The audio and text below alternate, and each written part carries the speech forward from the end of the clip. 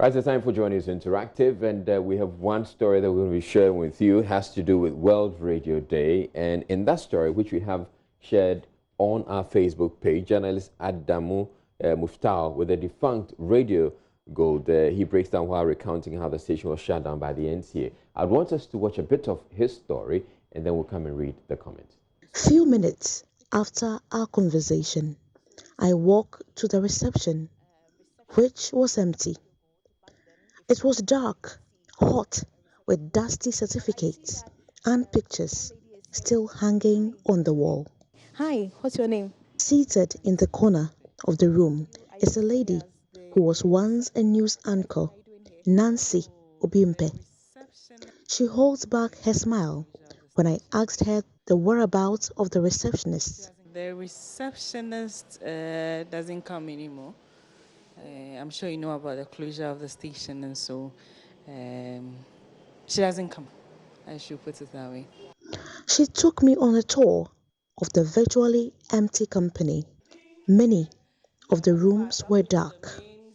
Nancy explains that the bulbs had burnt out and are yet to be replaced. I was ushered into a huge but abandoned studio.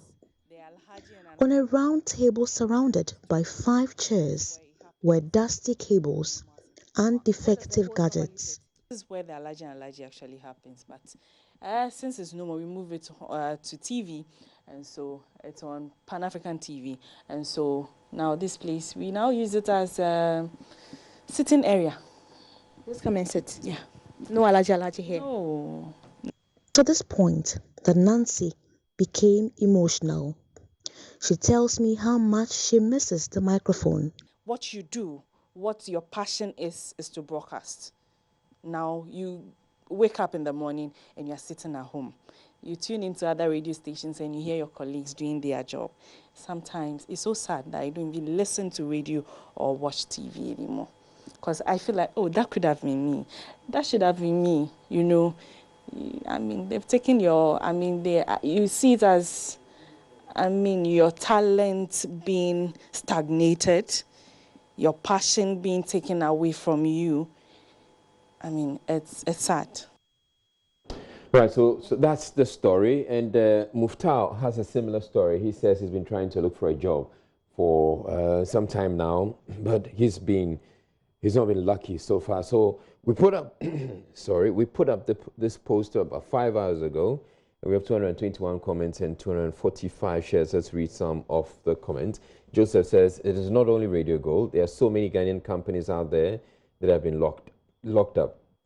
I was working at the dental clinic here in Accra one hot afternoon. The clinic was shut down in Rambo style. Now the nurses and doctors there are all jobless, apart from few of them who got a different place to work. God is watching.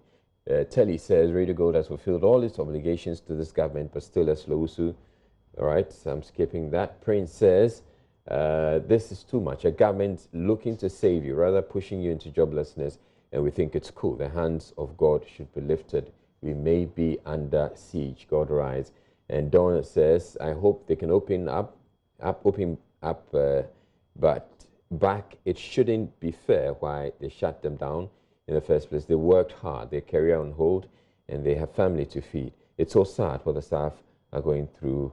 That is what they love from their heart and putting out there to the world with love. Mohammed says, the biggest mistake Ghanaians made is voting.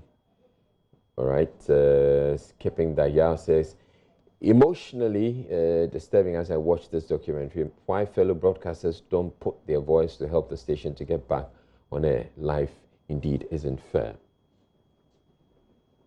All right, so those are some of your comments you posted on the story. You can get to read some more of the comments that we have there, plus add your own comments to it. Thank you very much for watching. That's it.